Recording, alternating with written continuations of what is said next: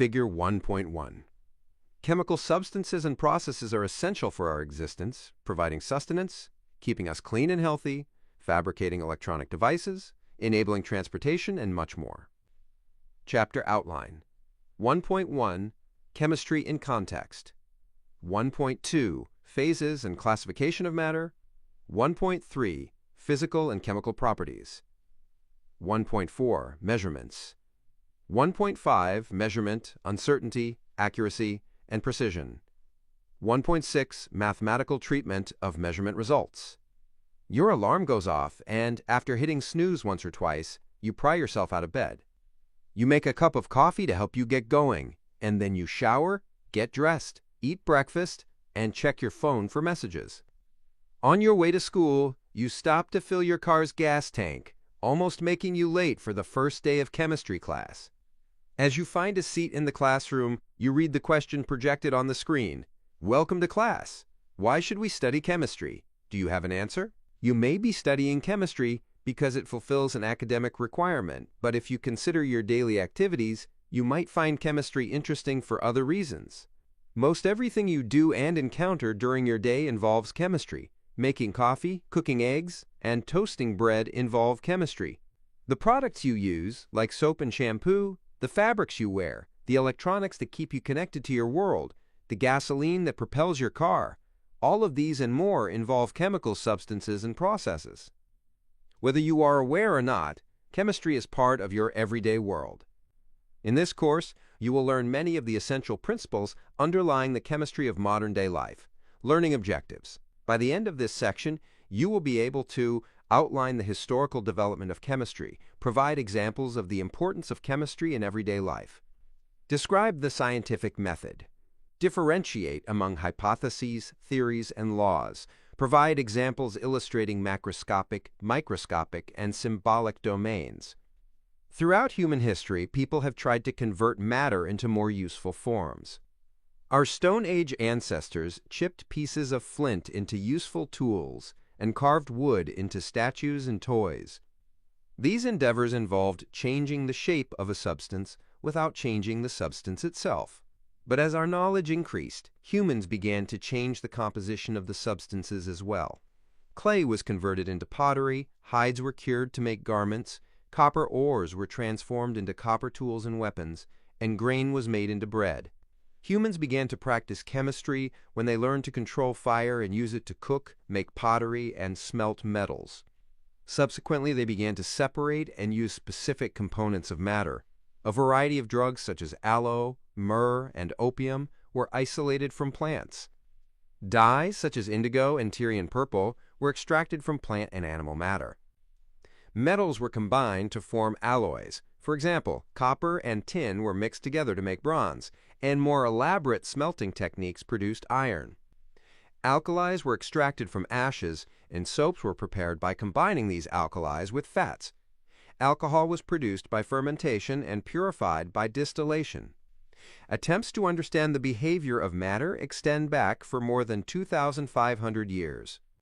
As early as the 6th century BC, Greek philosophers discussed a system in which water was the basis of all things. You may have heard of the Greek postulate that matter consists of 4 elements: earth, air, fire, and water.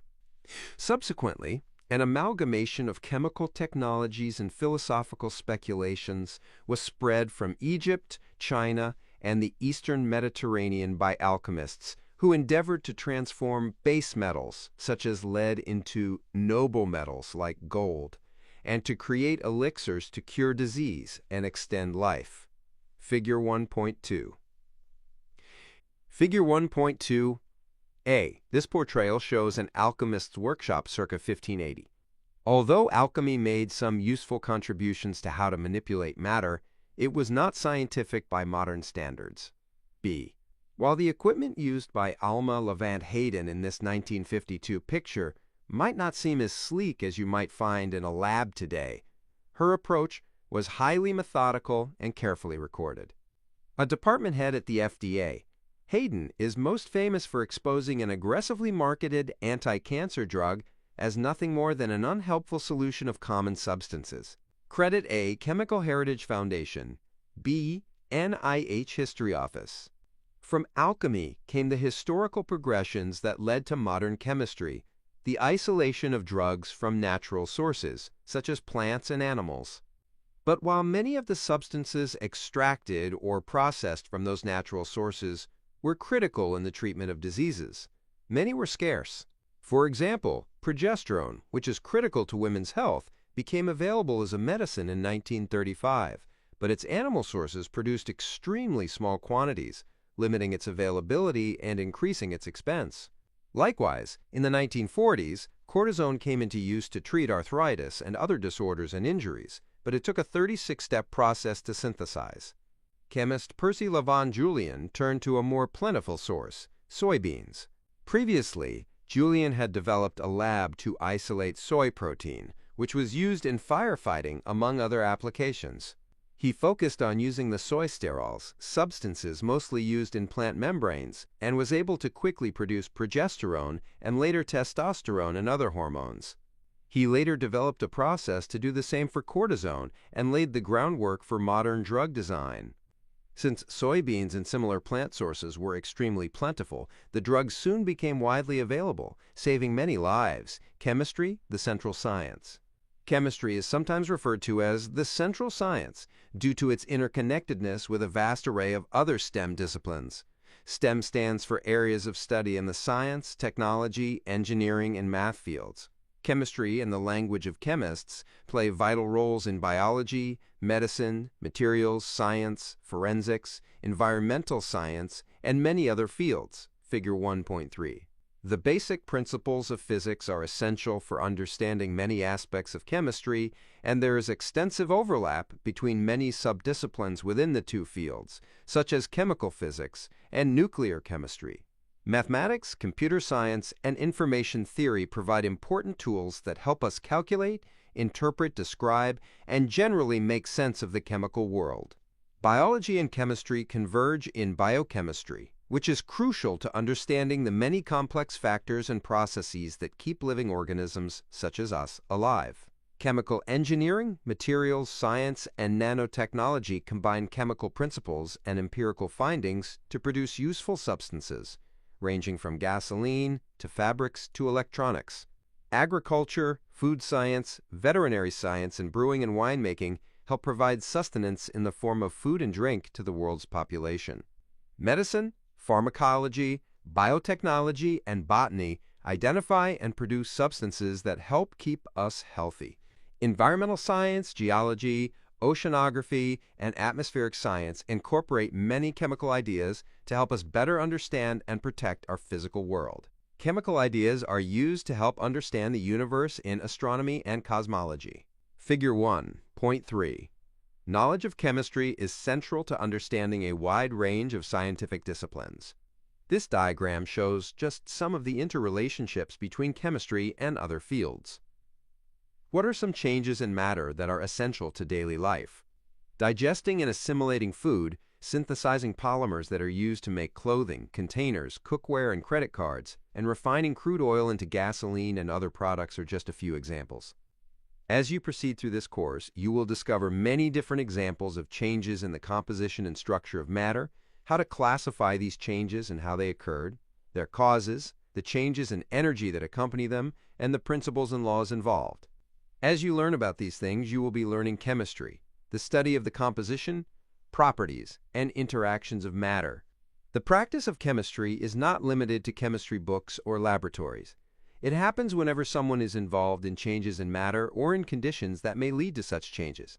The scientific method. Chemistry is a science based on observation and experimentation. Doing chemistry involves attempting to answer questions and explain observations in terms of the laws and theories of chemistry, using procedures that are accepted by the scientific community. There is no single route to answering a question or explaining an observation, but there is an aspect common to every approach. Each uses knowledge based on experiments that can be reproduced to verify the results.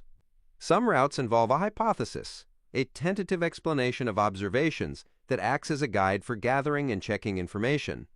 A hypothesis is tested by experimentation, calculation, and/or comparison with the experiments of others and then refined as needed.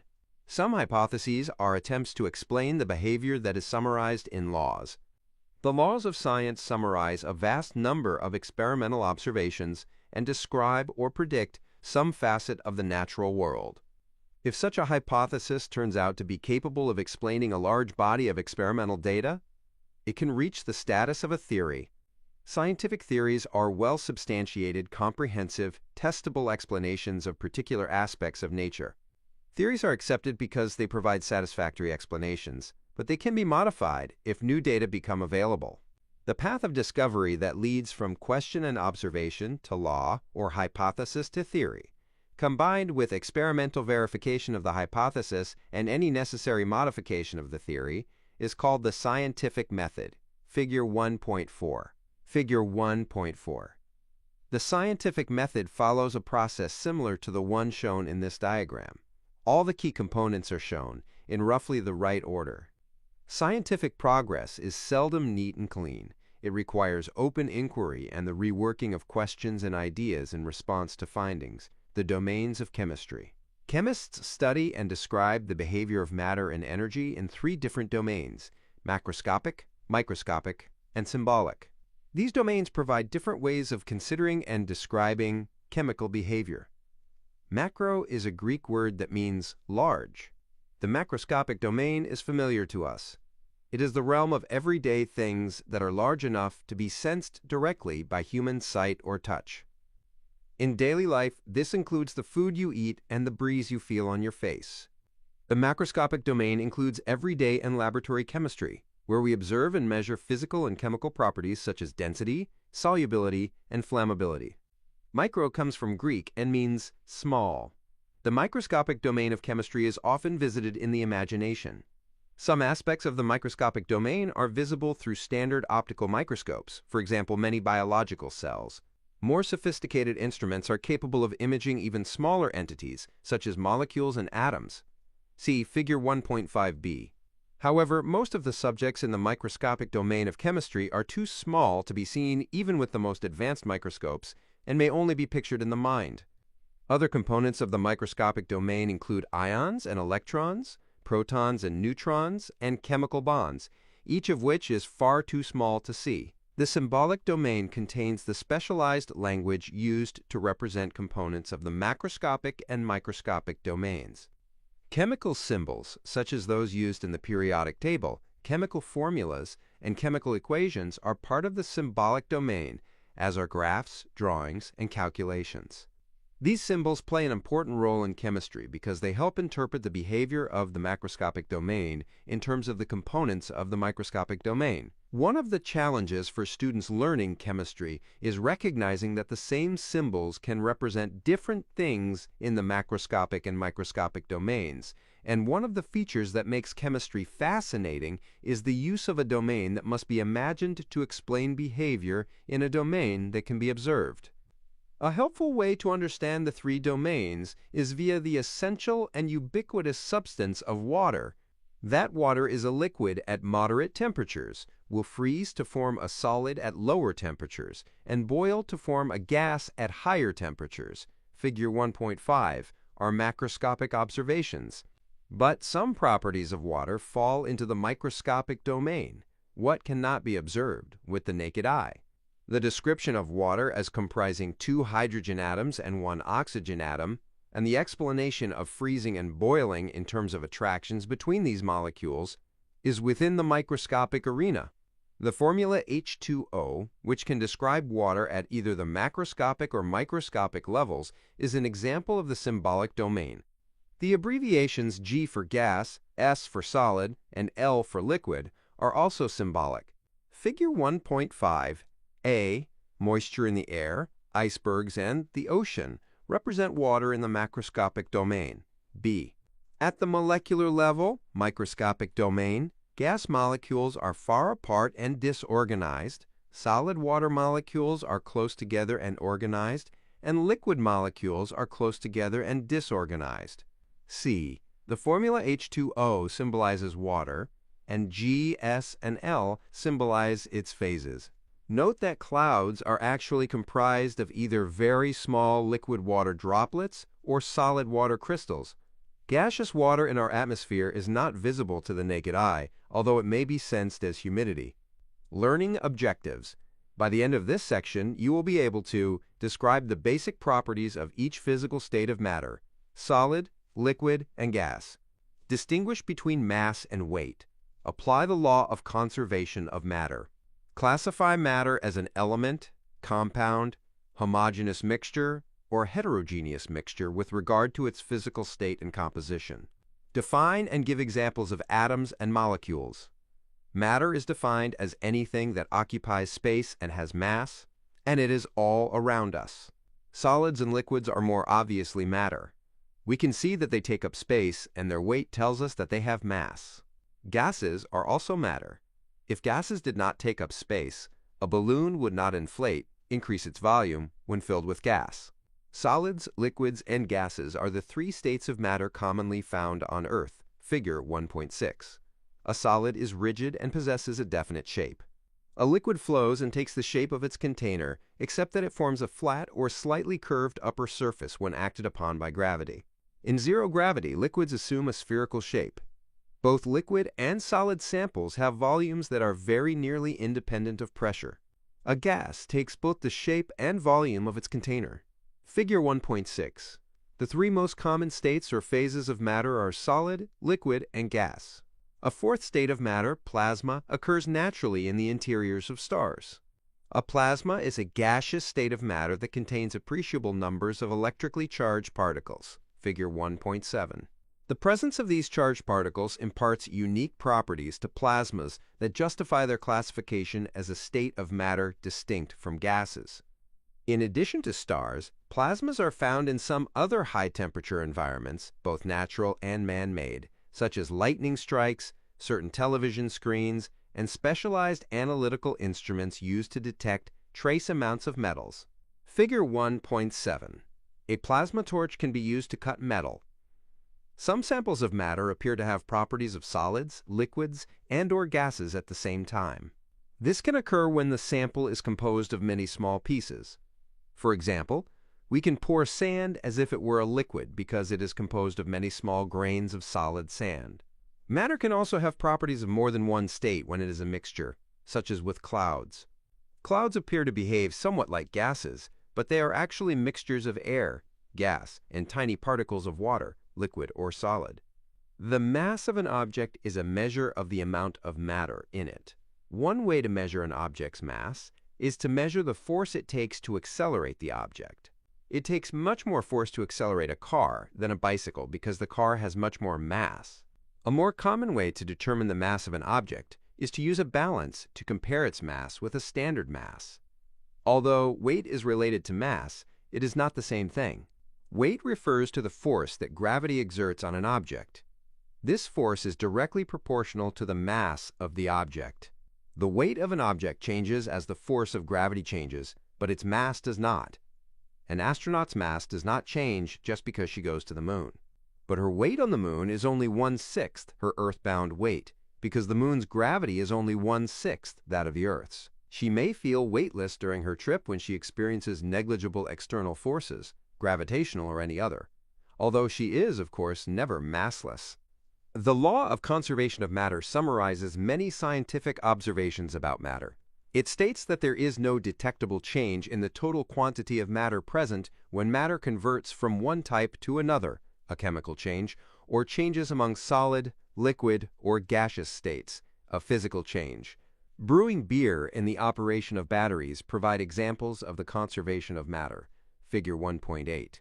During the brewing of beer, the ingredients, water, yeast, grains, malt, hops, and sugar are converted into beer, water, alcohol, carbonation, and flavoring substances, with no actual loss of substance. This is most clearly seen during the bottling process, when glucose turns into ethanol and carbon dioxide, and the total mass of the substances does not change. This can also be seen in a lead-acid car battery. The original substances, lead, lead oxide, and sulfuric acid, which are capable of producing electricity, are changed into other substances, lead, sulfate, and water, that do not produce electricity, with no change in the actual amount of matter. Figure 1.8a. The mass of beer precursor materials is the same as the mass of beer produced. Sugar has become alcohol and carbon dioxide. B. The mass of the lead, lead oxide, and sulfuric acid consumed by the production of electricity is exactly equal to the mass of lead, sulfate, and water that is formed. Although this conservation law holds true for all conversions of matter, convincing examples are few and far between because, outside of the controlled conditions in a laboratory, we seldom collect all of the material that is produced during a particular conversion. For example, when you eat, digest, and assimilate food, all of the matter in the original food is preserved.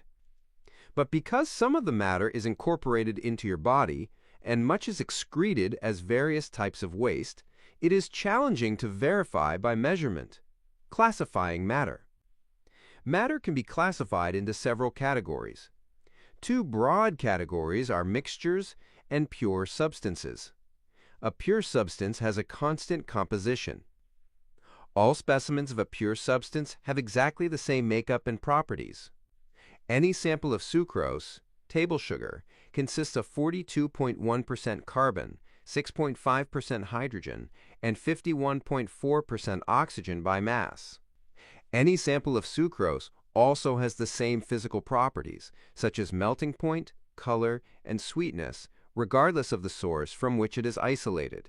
Pure substances may be divided into two classes, elements and compounds. Pure substances that cannot be broken down into simpler substances by chemical changes are called elements. Iron, silver, gold, aluminum, sulfur, oxygen, and copper are familiar examples of the more than 100 known elements, of which about 90 occur naturally on the Earth, and 24 or so have been created in laboratories.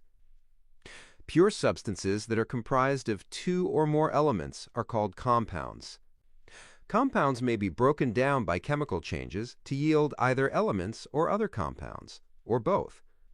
Mercury oxide, an orange crystalline solid, can be broken down by heat into the elements mercury and oxygen, figure 1.9. When heated in the absence of air, the compound sucrose is broken down into the element carbon and the compound water.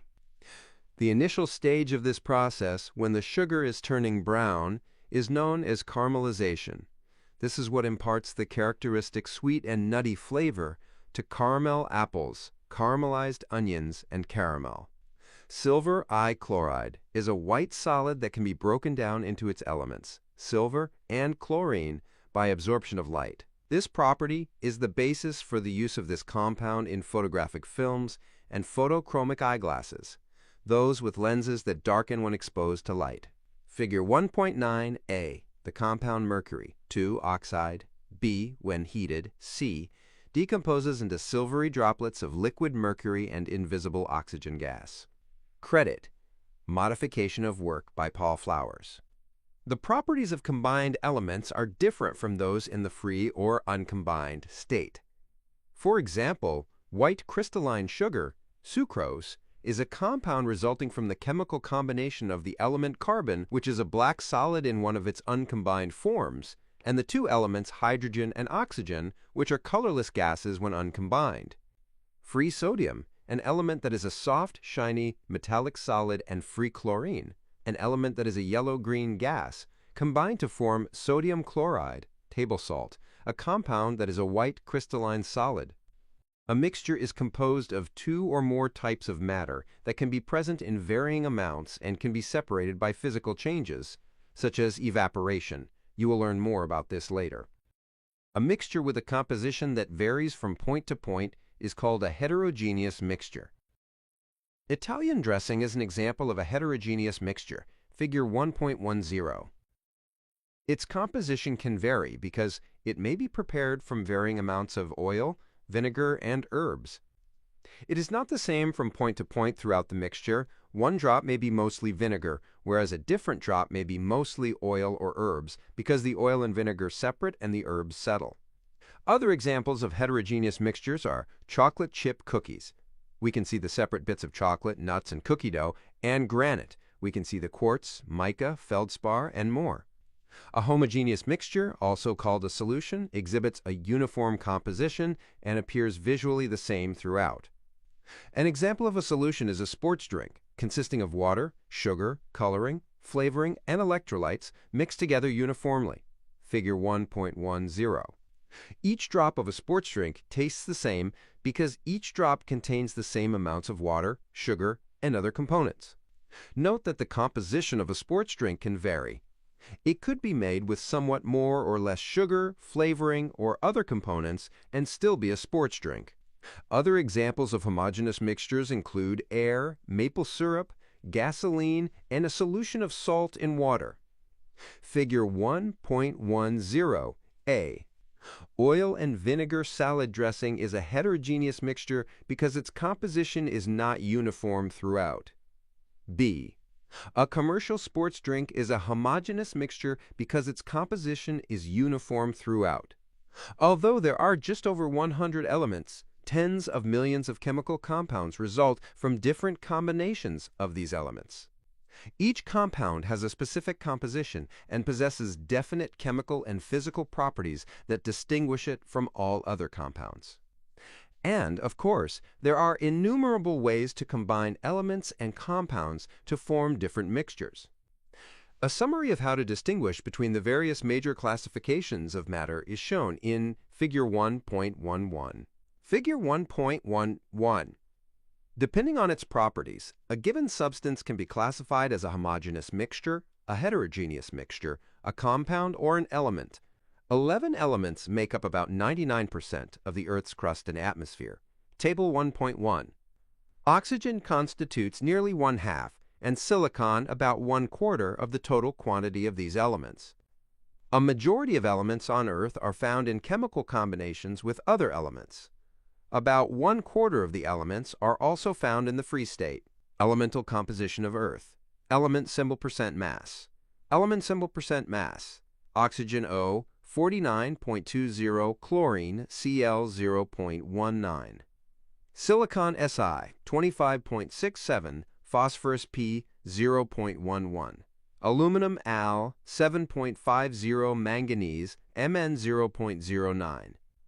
Iron Fe, 4.71, carbon C 0.08, calcium C, A 3.39, sulfur S 0.06, sodium Ni 2.63, barium Bi 0.04, potassium K 2.40, nitrogen N 0.03, magnesium Mg 1.93, fluorine F 0.03, hydrogen H 0.87, strontium senior 0.02, titanium Ti 0.58, all others -0.47.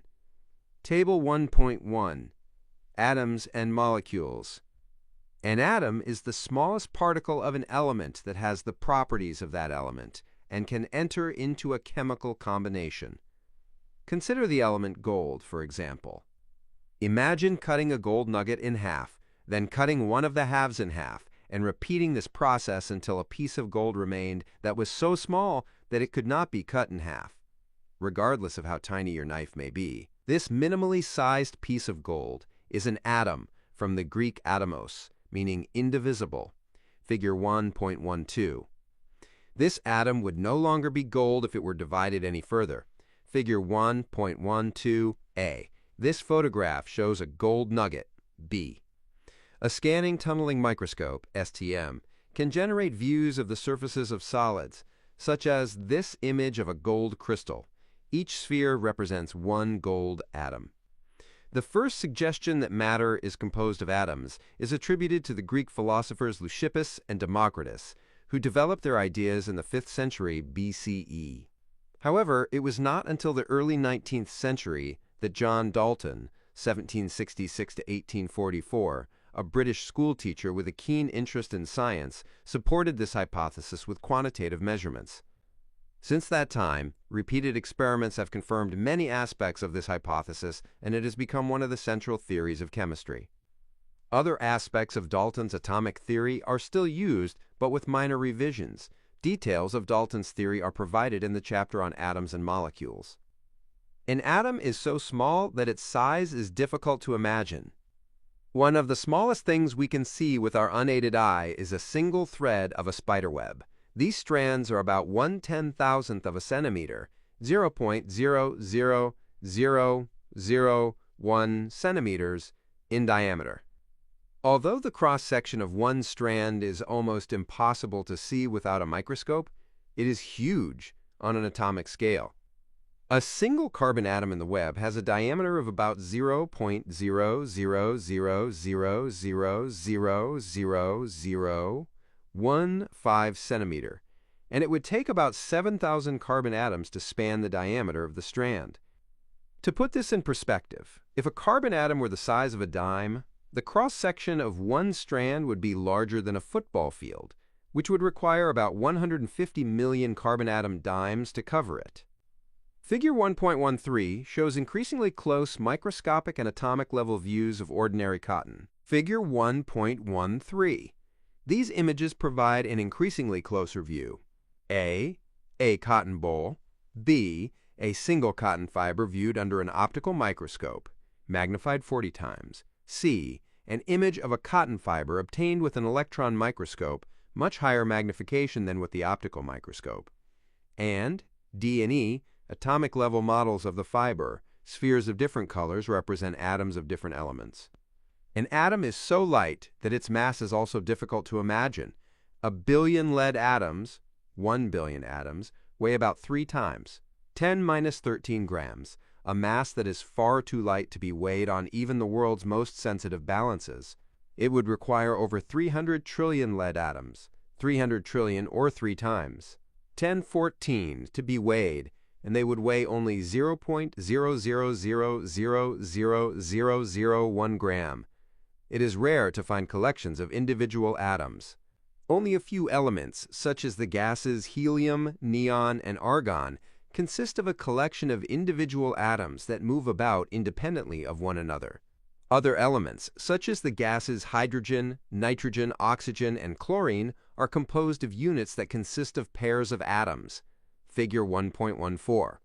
One form of the element phosphorus consists of units composed of 4 phosphorus atoms. The element sulfur exists in various forms, one of which consists of units composed of 8 sulfur atoms. These units are called molecules. A molecule consists of 2 or more atoms joined by strong forces called chemical bonds. The atoms in a molecule move around as a unit, much like the cans of soda in a six-pack or a bunch of keys joined together on a single keyring. A molecule may consist of 2 or more identical atoms, as in the molecules found in the elements hydrogen, oxygen, and sulfur, or it may consist of 2 or more different atoms, as in the molecules found in water. Each water molecule is a unit that contains 2 hydrogen atoms and 1 oxygen atom. Each glucose molecule is a unit that contains 6 carbon atoms, 12 hydrogen atoms, and 6 oxygen atoms. Like atoms, molecules are incredibly small and light. If an ordinary glass of water were enlarged to the size of the Earth, the water molecules inside it would be about the size of golf balls. Figure 1.14. The elements hydrogen, oxygen, phosphorus, and sulfur form molecules consisting of 2 or more atoms of the same element. The compounds water, carbon dioxide, and glucose consist of combinations of atoms of different elements. Chemistry in everyday life. Decomposition of water / production of hydrogen. Water consists of the elements hydrogen and oxygen combined in a 2-to-1 ratio. Water can be broken down into hydrogen and oxygen gases by the addition of energy. One way to do this is with a battery or power supply, as shown in Figure 1.15. Figure 1.15. The decomposition of water is shown at the macroscopic, microscopic, and symbolic levels. The battery provides an electric current, microscopic, that decomposes water. At the macroscopic level, the liquid separates into the gases hydrogen on the left and oxygen on the right. Symbolically, this change is presented by showing how liquid H2O separates into H2 and O2 gases. The breakdown of water involves a rearrangement of the atoms in water molecules into different molecules, each composed of 2 hydrogen atoms and 2 oxygen atoms, respectively. 2 water molecules form 1 oxygen molecule and 2 hydrogen molecules. The representation for what occurs 2H2OL, 2H2G plus O2G, will be explored in more depth in later chapters. The two gases produced have distinctly different properties. Oxygen is not flammable but is required for combustion of a fuel, and hydrogen is highly flammable and a potent energy source. How might this knowledge be applied in our world? One application involves research into more fuel-efficient transportation. Fuel cell vehicles, FCV, run on hydrogen instead of gasoline, figure 1.16. They are more efficient than vehicles with internal combustion engines, are non-polluting, and reduce greenhouse gas emissions, making us less dependent on fossil fuels. FCVs are not yet economically viable, however, and current hydrogen production depends on natural gas. If we can develop a process to economically decompose water or produce hydrogen in another environmentally sound way, FCVs may be the way of the future. Figure 1.16. A fuel cell generates electrical energy from hydrogen and oxygen via an electrochemical process and produces only water as the waste product. Chemistry in everyday life. Chemistry of cell phones. Imagine how different your life would be without cell phones. Figure 1.17, and other smart devices. Cell phones are made from numerous chemical substances, which are extracted, refined, purified, and assembled using an extensive and in-depth understanding of chemical principles. About 30% of the elements that are found in nature are found within a typical smartphone. The case/body/frame consists of a combination of sturdy, durable polymers composed primarily of carbon, hydrogen, oxygen, and nitrogen, acrylonitrile butadiene styrene, ABS, and polycarbonate thermoplastics, and light, strong, structural metals, such as aluminum, magnesium, and iron. The display screen is made from a specially toughened glass, silica glass strengthened by the addition of aluminum, sodium, and potassium, and coated with a material to make it conductive, such as indium tin oxide. The circuit board uses a semiconductor material, usually silicon, commonly used metals like copper, tin, silver, and gold, and more unfamiliar elements such as yttrium, praseodymium, and gadolinium. The battery relies upon lithium ions and a variety of other materials, including iron, cobalt, copper, polyethylene oxide, and polyacrylonitrile. Figure 1.17. Almost one-third of naturally occurring elements are used to make a cell phone. Credit, Modification of Work by John Taylor. Learning objectives. By the end of this section, you will be able to identify properties of and changes in matter as physical or chemical, identify properties of matter as extensive or intensive. The characteristics that distinguish one substance from another are called properties. A physical property is a characteristic of matter that is not associated with a change in its chemical composition. Familiar examples of physical properties include density, color, hardness, melting and boiling points, and electrical conductivity. Some physical properties, such as density and color, may be observed without changing the physical state of the matter. Other physical properties, such as the melting temperature of iron or the freezing temperature of water, can only be observed as matter undergoes a physical change. A physical change is a change in the state or properties of matter without any accompanying change in the chemical identities of the substances contained in the matter. Physical changes are observed when wax melts, when sugar dissolves in coffee, and when steam condenses into liquid water, figure 1.18. Other examples of physical changes include magnetizing and demagnetizing metals, as is done with common anti-theft security tags, and grinding solids into powders, which can sometimes yield noticeable changes in color. In each of these examples, there is a change in the physical state, form, or properties of the substance, but no change in its chemical composition. Figure 1.18a. Wax undergoes a physical change when solid wax is heated and forms liquid wax. B. Steam condensing inside a cooking pot is a physical change, as water vapor is changed into liquid water. The ability to change from one type of matter into another, or the inability to change, is a chemical property. Examples of chemical properties include flammability, toxicity, acidity, and many other types of reactivity. Iron, for example, combines with oxygen in the presence of water to form rust. Chromium does not oxidize, figure 1.19. Nitroglycerin is very dangerous because it explodes easily. Neon poses almost no hazard because it is very unreactive. Figure 1.19a. One of the chemical properties of iron is that it rusts. B. One of the chemical properties of chromium is that it does not. A chemical change always produces one or more types of matter that differ from the matter present before the change. The formation of rust is a chemical change, because rust is a different kind of matter than the iron, oxygen, and water present before the rust formed. The explosion of nitroglycerin is a chemical change because the gases produced are very different kinds of matter from the original substance. Other examples of chemical changes include reactions that are performed in a lab, such as copper reacting with nitric acid, all forms of combustion, burning, and food being cooked, digested, or rotting, figure 1.20. Figure 1.20. Copper and nitric acid undergo a chemical change to form copper nitrate and brown gaseous nitrogen dioxide. B. During the combustion of a match, cellulose in the match and oxygen from the air undergo a chemical change to form carbon dioxide and water vapor. C. Cooking red meat causes a number of chemical changes, including the oxidation of iron in myoglobin that results in the familiar red to brown color change. D. A banana turning brown is a chemical change as new, darker, and less tasty substances form. Properties of matter fall into one of two categories. If the property depends on the amount of matter present, it is an extensive property. The mass and volume of a substance are examples of extensive properties. For instance, a gallon of milk has a larger mass than a cup of milk. The value of an extensive property is directly proportional to the amount of matter in question. If the property of a sample of matter does not depend on the amount of matter present, it is an intensive property. Temperature is an example of an intensive property.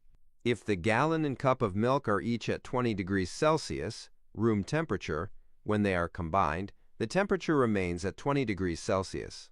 As another example, consider the distinct but related properties of heat and temperature.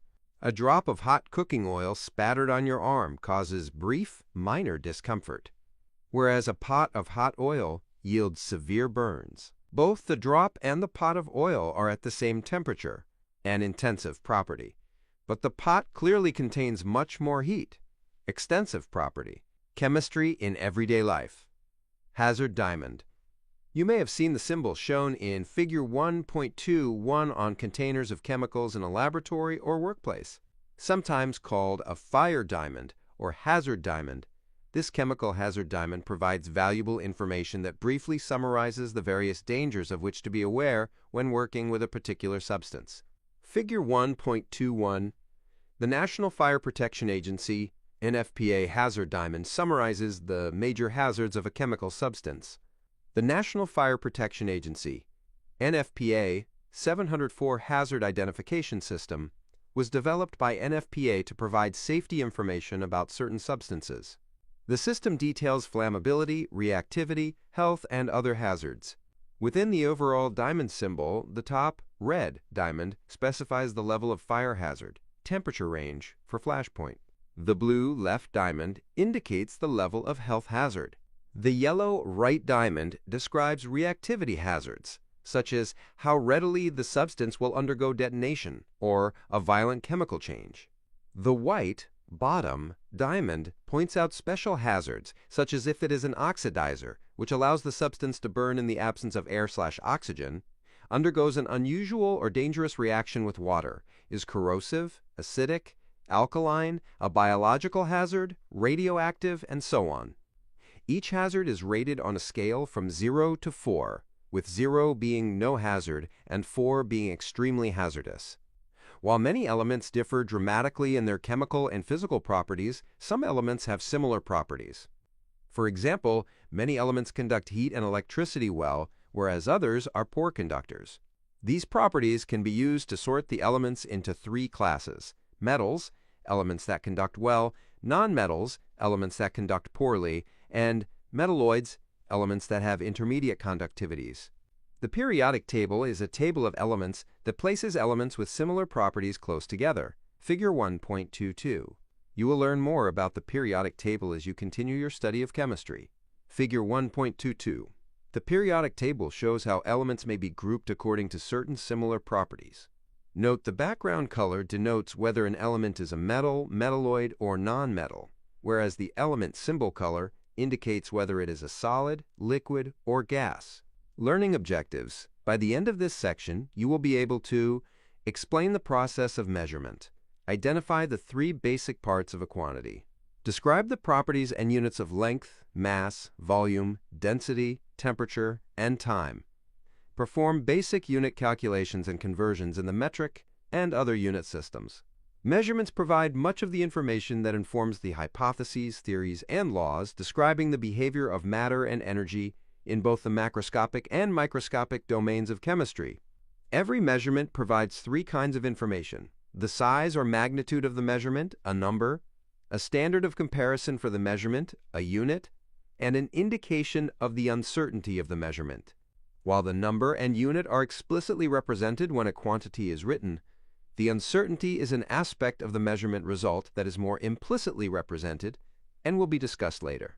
The number in the measurement can be represented in different ways, including decimal form and scientific notation. Scientific notation is also known as exponential notation. A review of this topic can be found in Appendix B. For example, the maximum takeoff weight of a Boeing 777-200ER airliner is 298,000 kilograms, which can also be written as 2.98 times 105 kilogram. The mass of the average mosquito is about 0.00000025 kilograms, which can be written as 2.5 times 10⁻⁶ kilogram.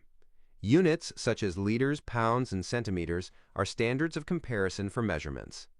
A 2-liter bottle of a soft drink contains a volume of beverage that is twice that of the accepted volume of 1 liter. The meat used to prepare a 0.25-pound hamburger weighs 1/4 as much as the accepted weight of 1 pound. Without units, a number can be meaningless, confusing, or possibly life-threatening. Suppose a doctor prescribes phenobarbital to control a patient's seizures and states a dosage of 100 without specifying units. Not only will this be confusing to the medical professional giving the dose, but the consequences can be dire.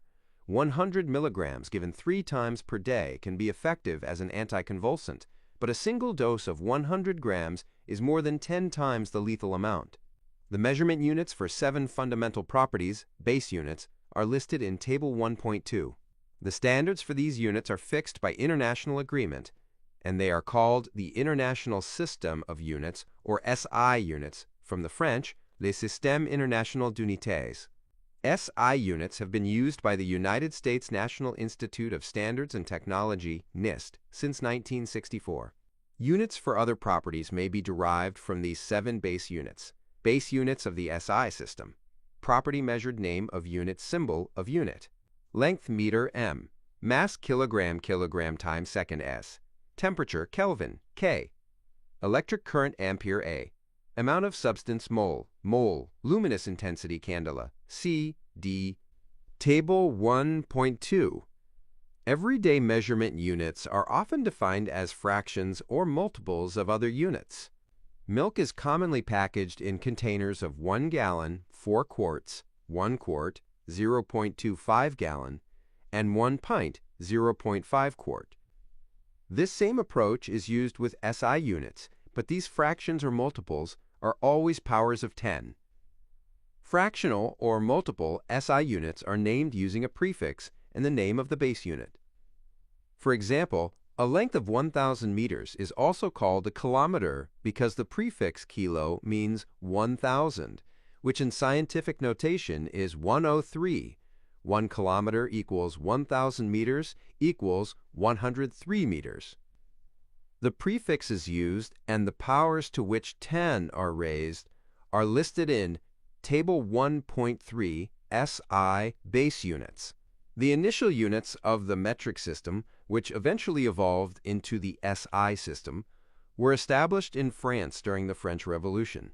The original standards for the meter and the kilogram were adopted there in 1799 and eventually by other countries. This section introduces 4 of the SI base units commonly used in chemistry. Other SI units will be introduced in subsequent chapters. Length. The standard unit of length in both the SI and original metric systems is the meter m. A meter was originally specified as 1/10,000,000th of the distance from the North Pole to the equator. It is now defined as the distance light in a vacuum travels in 1/299,792,458th of a second. A meter is about 3 inches longer than a yard, figure 1.23. 1 meter is about 39.37 inches, or 1.094 yards. Longer distances are often reported in kilometers. 1 kilometer equals 1,000 meters equals 103 meters, whereas shorter distances can be reported in centimeters. 1 centimeter equals 0.01 meters equals 10 minus 2 meters, or millimeters. 1 millimeter equals 0.001 meters equals 10 minus 3 meters. Figure 1.23, the relative lengths of 1 meters, 1 yard, 1 centimeter, and 1 in, are shown, not actual size, as well as comparisons of 2.54 centimeters and 1 in, and of 1 meter and 1.094 yards, mass. The standard unit of mass in the SI system is the kilogram. The kilogram was previously defined by the International Union of Pure and Applied Chemistry, IUPAC, as the mass of a specific reference object. This object was originally 1 liter of pure water, and more recently it was a metal cylinder made from a platinum-iridium alloy with a height and diameter of 39 millimeters, figure 1.24. In May 2019, this definition was changed to one that is based instead on precisely measured values of several fundamental physical constants. 1. 1 kilogram is about 2.2 pounds. The gram g is exactly equal to 1/1000th of the mass of the kilogram, 10 minus 3 kilogram. Figure 1.24. This replica prototype kilogram, as previously defined, is housed at the National Institute of Standards and Technology, NIST, in Maryland. Credit: National Institutes of Standards and Technology. Temperature. Temperature is an intensive property. The SI unit of temperature is the Kelvin K. The IUPAC convention is to use Kelvin, all lowercase, for the word K, uppercase, for the unit symbol, and neither the word degree nor the degree symbol degree. The degree Celsius, degree C, is also allowed in the SI system, with both the word degree and the degree symbol used for Celsius measurements. Celsius degrees are the same magnitude as those of Kelvin, but the two scales place their zeros in different places. Water freezes at 273.15 K, 0 degrees C, and boils at 373.15 K, 100 degrees Celsius, and normal human body temperature is approximately 310 K, 37 degrees Celsius. The conversion between these two units and the Fahrenheit scale will be discussed later in this chapter. Time. The SI base unit of time is the second S. Small and large time intervals can be expressed with the appropriate prefixes. For example, 3 microseconds equals 0.000003s equals 3 times. 10 minus 6 and 5 megaseconds equals 5 million s equals 5 times 106 s. Alternatively, hours, days, and years can be used. Derived SI units. We can derive many units from the 7 SI base units. For example, we can use the base unit of length to define a unit of volume, and the base units of mass and length to define a unit of density. Volume. Volume is the measure of the amount of space occupied by an object. The standard SI unit of volume is defined by the base unit of length. Figure 1.25. The standard volume is a cubic meter, M3, a cube with an edge length of exactly 1 meter. To dispense a cubic meter of water, we could build a cubic box with edge lengths of exactly 1 meter. This box would hold a cubic meter of water or any other substance. A more commonly used unit of volume is derived from the decimeter, 0.1 meters or 10 centimeters. A cube with edge lengths of exactly 1 decimeter contains a volume of 1 cubic decimeter, dm3. A liter L is the more common name for the cubic decimeter. 1 liter is about 1.06 quarts. A cubic centimeter, cm3, is the volume of a cube with an edge length of exactly 1 centimeter. The abbreviation cc for cubic centimeter is often used by health professionals. A cubic centimeter is equivalent to a milliliter, ml, and is 1/1000th of a liter. Figure 1.25a. The relative volumes are shown for cubes of 1 cubic meter, 1 cubic decimeter, 1L, and 1 cc, 1 milliliter, not to scale, B. The diameter of a dime is compared relative to the edge length of a 1 cm, 3, 1 ml cube density. We use the mass and volume of a substance to determine its density. Thus, the units of density are defined by the base units of mass and length. The density of a substance is the ratio of the mass of a sample of the substance to its volume. The SI unit for density is the kilogram per cubic meter, kilogram per cubic meter. For many situations, however, this is an inconvenient unit, and we often use grams per cc, gram per cc, for the densities of solids and liquids, and grams per liter, gram per liter, for gases. Although there are exceptions, most liquids and solids have densities that range from about 0.7 grams per cc, the density of gasoline, to 19 grams per cc, the density of gold. The density of air is about 1.2 grams per liter. Table 1.4 shows the densities of some common substances. While there are many ways to determine the density of an object, perhaps the most straightforward method involves separately finding the mass and volume of the object, and then dividing the mass of the sample by its volume. In the following example, the object's mass is measured using a scale, but its volume is calculated geometrically from length measurements. Density equals mass divided by volume. Example 1.1. Calculation of density.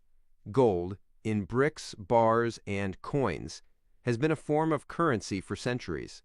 In order to swindle people into paying for a brick of gold without actually investing in a brick of gold, people have considered filling the centers of hollow gold bricks with lead to fool buyers into thinking that the entire brick is gold. It does not work. Lead is a dense substance, but its density is not as great as that of gold, 19.3 grams per cc. What is the density of lead if a cube of lead has an edge length of 2.00 centimeters and a mass of 90.7 grams? Solution. The density of a substance can be calculated by dividing its mass by its volume. The volume of a cube is calculated by cubing the edge length.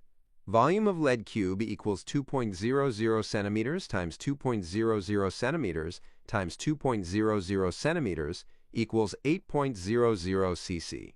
Density equals mass volume equals 90.7 grams, 8.00 cc equals 11.3 grams per cc. We will discuss the reason for rounding to the first decimal place in the next section. Check your learning. A. To 3 decimal places, what is the volume of a cube, cm3, with an edge length of 0.843 centimeters? B. If the cube, in part A, is copper and has a mass of 5.34 grams, what is the density of copper to 2 decimal places? Answer. A. 0.599 cc. B. 8.91 grams per cc. Example 1.2. Using displacement of water to determine density. This exercise uses a simulation to illustrate an alternative approach to the determination of density that involves measuring the object's volume via displacement of water. Use the simulator to determine the densities iron and wood. Solution. Click the Turn Fluid into Water button in the simulator to adjust the density of liquid in the beaker to 1.00 grams per milliliter. Remove the red block from the beaker and note the volume of water is 25.5 milliliters. Select the iron sample by clicking Iron in the table of materials at the bottom of the screen. Place the iron block on the balance pan and observe its mass is 31.48 grams. Transfer the iron block to the beaker and notice that it sinks, displacing a volume of water equal to its own volume and causing the water level to rise to 29.5 milliliters. The volume of the iron block is, therefore, Viron equals 29.5 milliliters minus 25.5 milliliters equals 4.0 milliliters. The density of the iron is then calculated to be density equals mass volume equals 31.48 grams, 4.0 milliliters equals 7.9 grams per milliliter. Remove the iron block from the beaker, change the block material to wood, and then repeat the mass and volume measurements. Unlike iron, the wood block does not sink in the water, but instead floats on the water's surface. To measure its volume, drag it beneath the water's surface so that it is fully submerged. Density equals mass volume equals 1.9, 5 grams, 3.0 milliliters equals 0.6, 5 grams per milliliter. Note: the sink versus float behavior illustrated in this example demonstrates the property of buoyancy. See end of chapter, exercise 1.42 and exercise 1.43. Check your learning. Following the water displacement approach, use the simulator to measure the density of the foam sample. Answer: 0.230 grams per milliliter. Learning objectives. By the end of this section, you will be able to define accuracy and precision, distinguish exact and uncertain numbers, correctly represent uncertainty in quantities using significant figures, apply proper rounding rules to computed quantities. Counting is the only type of measurement that is free from uncertainty, provided the number of objects being counted does not change while the counting process is underway. The result of such a counting measurement is an example of an exact number. By counting the eggs in a carton, one can determine exactly how many eggs the carton contains. The numbers of defined quantities are also exact. By definition, 1 foot is exactly 12 inches, 1 inch is exactly 2.54 centimeters, and 1 gram is exactly 0.001 kilogram. Quantities derived from measurements other than counting, however, are uncertain to varying extents due to practical limitations of the measurement process used. Significant figures in measurement. The numbers of measured quantities, unlike defined or directly counted quantities, are not exact. To measure the volume of liquid in a graduated cylinder, you should make a reading at the bottom of the meniscus, the lowest point on the curved surface of the liquid. Figure 1.26. To measure the volume of liquid in this graduated cylinder, you must mentally subdivide the distance between the 21 and 22 milliliters marks into tenths of a milliliter, and then make a reading, estimate, at the bottom of the meniscus. Refer to the illustration in Figure 1.26. The bottom of the meniscus in this case clearly lies between the 21 and 22 markings, meaning the liquid volume is certainly greater than 21 milliliters, but less than 22 milliliters. The meniscus appears to be a bit closer to the 22 milliliter mark than to the 21 ml mark, and so a reasonable estimate of the liquid's volume would be 21.6 milliliters. In the number 21.6, then, the digits 2 and 1 are certain, but the 6 is an estimate. Some people might estimate the meniscus position to be equally distant from each of the markings and estimate the 10th place digit as 5, while others may think it to be even closer to the 22 milliliter mark and estimate this digit to be 7. Note that it would be pointless to attempt to estimate a digit for the 100th place, given that the 10th place digit is uncertain. In general, numerical scales, such as the one on this graduated cylinder, will permit measurements to 1/10 of the smallest scale division. The scale in this case has 1 ml divisions, and so volumes may be measured to the nearest 0.1 milliliters. This concept holds true for all measurements, even if you do not actively make an estimate.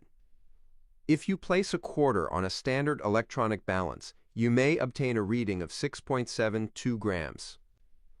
The digits 6 and 7 are certain, and the 2 indicates that the mass of the quarter is likely between 6.71 and 6.73 grams. The quarter weighs about 6.72 grams, with a nominal uncertainty in the measurement of plus or minus 0.01 gram. If the coin is weighed on a more sensitive balance, the mass might be 6.723 grams. This means its mass lies between 6.722 and 6.724 grams, an uncertainty of 0.001 gram. Every measurement has some uncertainty, which depends on the device used and the user's ability. All of the digits in a measurement, including the uncertain last digit, are called significant figures or significant digits. Note that 0 may be a measured value. For example, if you stand on a scale that shows weight to the nearest pound and it shows 120, then the 100s, 2 10s, and 0 ones are all significant measured values. A measurement result is properly reported when its significant digits accurately represent the certainty of the measurement process. But what if you were analyzing a reported value and trying to determine what is significant and what is not? Well, for starters, all non-zero digits are significant, and it is only zeros that require some thought. We will use the terms leading, trailing, and captive for the zeros, and we'll consider how to deal with them. Starting with the first non-zero digit on the left, count this digit and all remaining digits to the right. This is the number of significant figures in the measurement unless the last digit is a trailing zero lying to the left of the decimal point. Captive zeros result from measurement and are therefore always significant. Leading zeros, however, are never significant. They merely tell us where the decimal point is located. The leading zeros in this example are not significant. We could use exponential notation, as described in Appendix B, and express the number as 8.32407 times 10 minus 3. Then the number 8.32407 contains all of the significant figures, and 10 minus 3 locates the decimal point. The number of significant figures is uncertain in a number that ends with a 0 to the left of the decimal point location. The zeros in the measurement 1,300 grams could be significant, or they could simply indicate where the decimal point is located. The ambiguity can be resolved with the use of exponential notation. 1.3 times. 103, two significant figures, 1.30 times. 103, three significant figures if the tens place was measured, or 1.300 times. 103, four significant figures if the ones place was also measured. In cases where only the decimal formatted number is available, it is prudent to assume that all trailing zeros are not significant. When determining significant figures, be sure to pay attention to reported values and think about the measurement and significant figures in terms of what is reasonable or likely when evaluating whether the value makes sense. For example, the official January 2014 census reported the resident population of the U.S. as 317,297,725.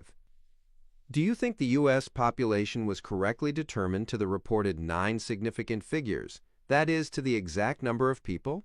People are constantly being born, dying, or moving into or out of the country, and assumptions are made to account for the large number of people who are not actually counted.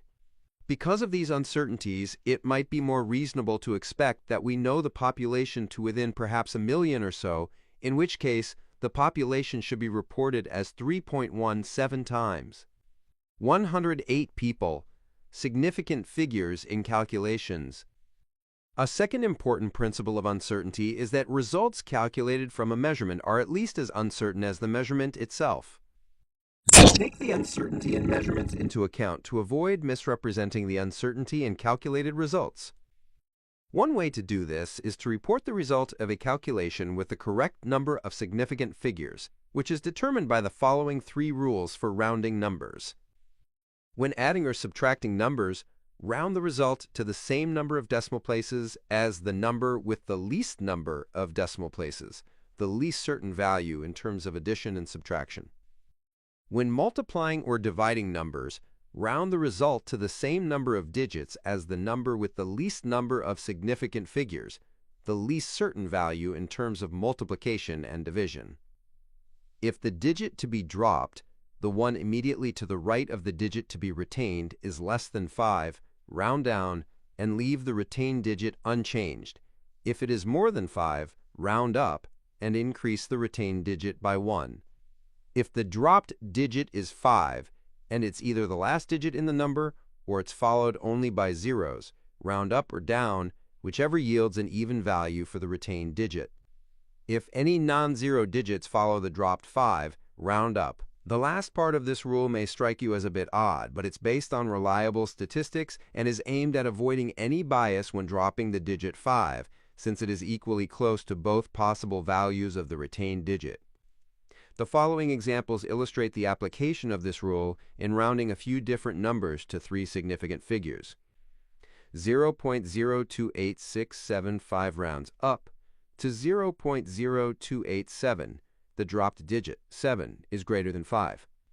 18.3384 rounds down to 18.3. The dropped digit, 3, is less than 5. 6.875, 2 rounds up to 6.88. The dropped digit is 5, and a non-zero digit follows it. 92.85 rounds down to 92.8. The dropped digit is 5, and the retained digit is even.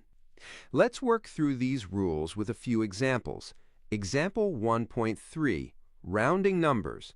Round the following to the indicated number of significant figures. A, 31.57 to 2 significant figures. B, 8.1649 to 3 significant figures.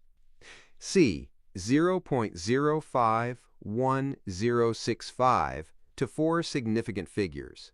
D, 0.90275 to 4 significant figures. Solution. A, 31.57 rounds up to 32. The dropped digit is 5, and the retained digit is even. B, 8.1649 rounds down to 8.16. The dropped digit, 4, is less than 5. C, 0.05106, rounds down to 0.05106. The dropped digit is 5, and the retained digit is even. D, 0.90275 rounds up to 0.9028. The dropped digit is 5, and the retained digit is even. Check your learning.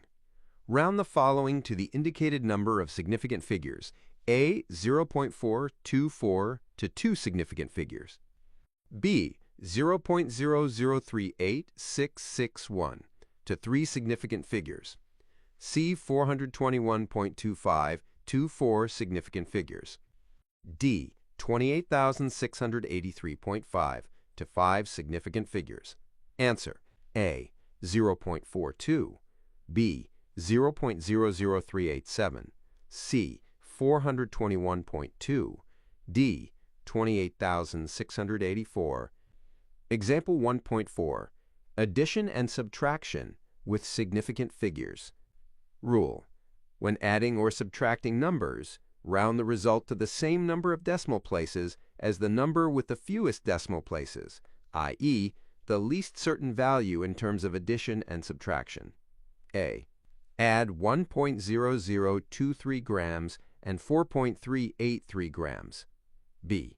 Subtract 421.23 grams from 486 grams. Solution. A, 1.0023 grams plus 4.383 grams, 5.3853 grams. Answer is 5.385 grams. Round to the thousandths place, 3 decimal places. B, 486g minus 421.23 grams, 64.77 grams. Answer is 65 grams. Round to the ones place, no decimal places. Check your learning. A, add 2.334 milliliters and 0.31 milliliters. B, subtract 55.8752 meters from 56.533 meters. Answer. A, 2.64 milliliters. B, 0.658 meters. Example 1.5. multiplication and division with significant figures. Rule: when multiplying or dividing numbers, round the result to the same number of digits as the number with the fewest significant figures, the least certain value in terms of multiplication and division. A. Multiply 0.6238 centimeters by 6.6 centimeters. B. Divide 421.23 grams by 486 milliliters. Solution: A. 0.6238 centimeters times 6.6 centimeters equals 4.11708 square centimeters. Result is 4.1 square centimeters. Round to two significant figures. 4 significant figures times 2 significant figures, 2 significant figures. Answer: B. 421.23 grams, 486 milliliters equals 0.866728. Gram per milliliter result is 0.867 grams per milliliter. Round to 3 significant figures. 5 significant figures, 3 significant figures, 3 significant figures. Answer: check your learning. A. Multiply 2.334 centimeters and 0.320 centimeters. B. Divide 55.8752 meters by 56.53 s. Answer: A. 0.747 square centimeters. B. 0.9884 meters per second. In the midst of all these technicalities, it is important to keep in mind the reason for these rules about significant figures and rounding. To correctly represent the certainty of the values reported, and to ensure that a calculated result is not represented as being more certain than the least certain value used in the calculation. Example 1.6. Calculation with significant figures. One common bathtub is 13.44 decimeters long, 5.920 decimeters wide, and 2.54 decimeters deep. Assume that the tub is rectangular and calculate its approximate volume in liters. Solution: V equals L times W times D 13.44 decimeters times 5.920 decimeters times 2.54 decimeters, 202.09459. DM3, value from calculator, 202 cubic decimeters, or 202 L. Answer rounded to 3 significant figures. Check your learning. What is the density of a liquid with a mass of 31.1415 grams and a volume of 30.13 cc? Answer: 1.034 grams per milliliter. Example 1.7. Experimental determination of density using water displacement. A piece of rebar is weighed and then submerged in a graduated cylinder partially filled with water, with results as shown. A. Use these values to determine the density of this piece of rebar. B. Rebar is mostly iron. Does your result in A support this statement? How? Solution: the volume of the piece of rebar is equal to the volume of the water displaced. Volume equals 22.4 milliliters minus 13.5 milliliters equals 8.9 milliliters equals 8.9 cc. Rounded to the nearest 0.1 milliliters per the rule for addition and subtraction. The density is the mass to volume ratio. Density equals mass volume equals 69.658 grams, 8.9 cc equals 7.8 grams per cc. Rounded to 2 significant figures per the rule for multiplication and division. From Table 1.4, the density of iron is 7.9 grams per cc, very close to that of rebar, which lends some support to the fact that rebar is mostly iron. Check your learning. An irregularly shaped piece of a shiny yellowish material is weighed and then submerged in a graduated cylinder, with results as shown. A. Use these values to determine the density of this material. B. Do you have any reasonable guesses as to the identity of this material? Explain your reasoning. Answer: A. 19 grams per cc. B. It is likely gold, the right appearance for gold and very close to the density given for gold in Table 1.4. Accuracy and precision. Scientists typically make repeated measurements of a quantity to ensure the quality of their findings and to evaluate both the precision and the accuracy of their results. Measurements are said to be precise if they yield very similar results when repeated in the same manner. A measurement is considered accurate if it yields a result that is very close to the true or accepted value. Precise values agree with each other. Accurate values agree with a true value. These characterizations can be extended to other contexts, such as the results of an archery competition, Figure 1.27, Figure 1.27a. These arrows are close to both the bullseye and one another, so they are both accurate and precise. B. These arrows are close to one another, but not on target, so they are precise but not accurate. C. These arrows are neither on target nor close to one another, so they are neither accurate nor precise. Suppose a quality control chemist at a pharmaceutical company is tasked with checking the accuracy and precision of 3 different machines that are meant to dispense 10 ounces, 296 milliliters, of cough syrup into storage bottles. She proceeds to use each machine to fill 5 bottles and then carefully determines the actual volume dispensed, obtaining the results tabulated in Table 1.5.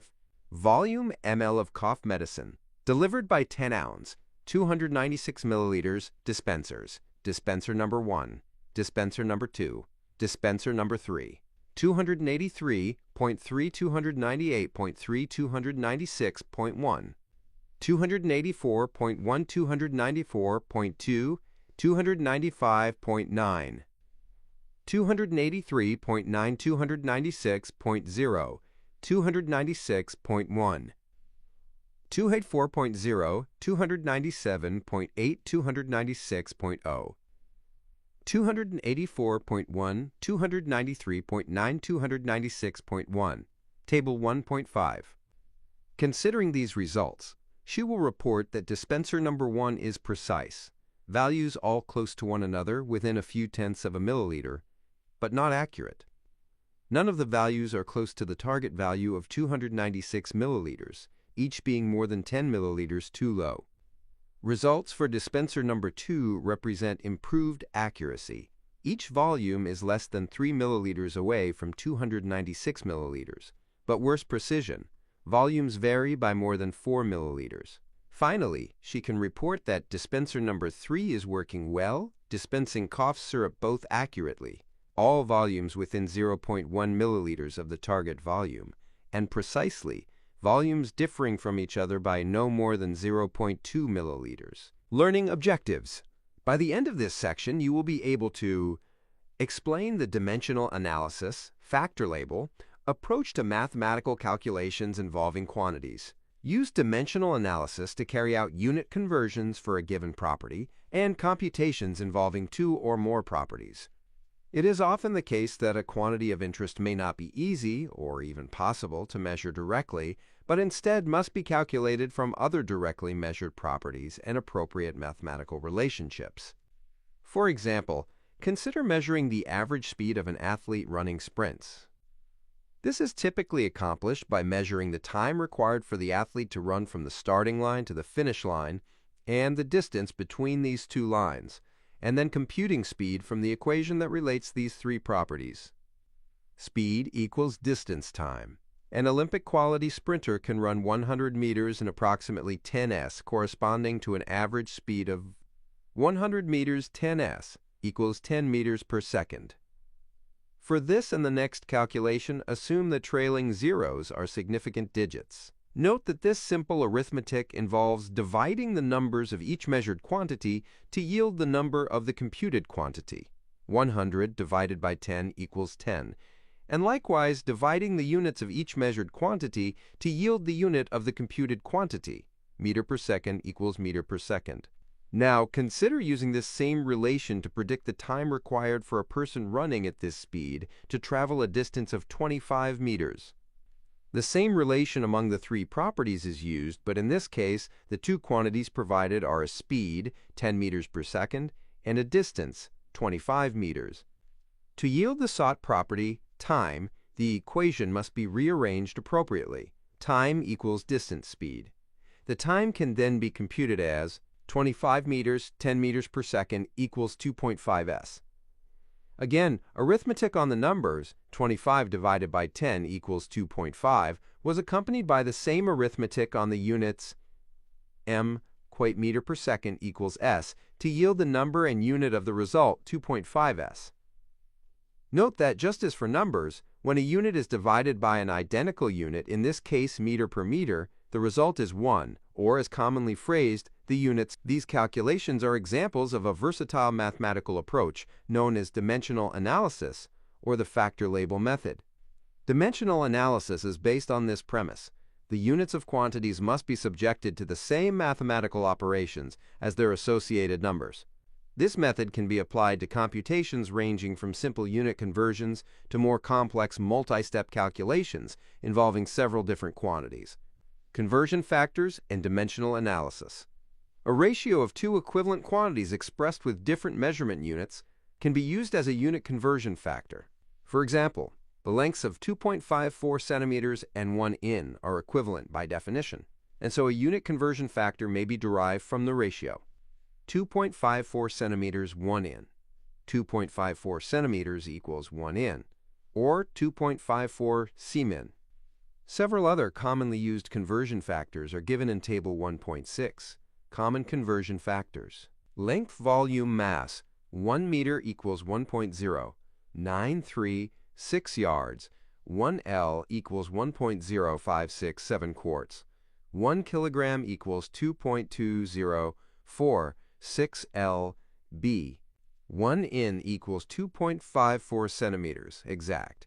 1 quart equals 0.9463 L. 1 pound equals 453.59 grams 2. 1 kilometer equals 0.6217 miles.